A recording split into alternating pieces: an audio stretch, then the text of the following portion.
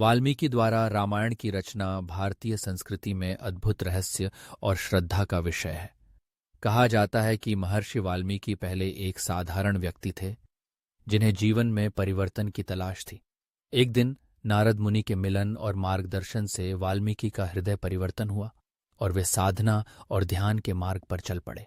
कथाओं के अनुसार एक दिन वाल्मीकि ने एक क्रूर शिकारी को दो प्रेमी पक्षियों में से एक को मारते देखा। इस हृदय विदारक दृश्य से व्यथित होकर उनके मुख से शापस्वरूप श्लोक स्वतः ही निकला, जो रामायण का पहला श्लोक माना जाता है।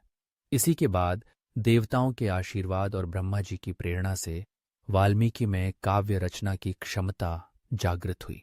किंवदंतियों के अनुसार स्वयं ब्रह्मा जी ने आकर उन्हें निर्देश दिया कि वे श्रीराम के संपूर्ण जीवन चरित को उस रूप में लिख डालें जैसे वह घटित हुआ था। उन्होंने आश्वासन दिया कि वाल्मीकि को दिव्य दृष्टि और अद्भुत स्मृति शक्ति प्रदान की जाएगी, जिससे वे राम के जन्म से लेकर राज्याभिषेक तक की प्रत्येक घटना का अनुभव और अवलोकन कर सकेंगे। वाल्मीकि ने सांस्कृतिक परंपराओं, लोक कथाओं और आसपास घटित घटनाओं का समावेश करते हुए दिव्य प्रेरणा से रामायण की रचना की। माना जाता है कि उन्होंने ध्यानावस्था में बैठे बैठे संपूर्ण रामकथा को मनः चक्षुओं से देखा और उसे काव्य रूप में प्रस्तुत किया।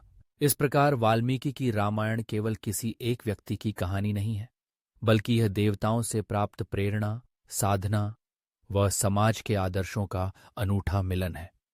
उनकी वाणी में श्रीराम के आदर्श चरित्र और जीवन मूल्य आज भी गूंजते हैं और रामायण हर युग में मानवता को दिशा देने वाली कालजयी कृति बन चुकी है।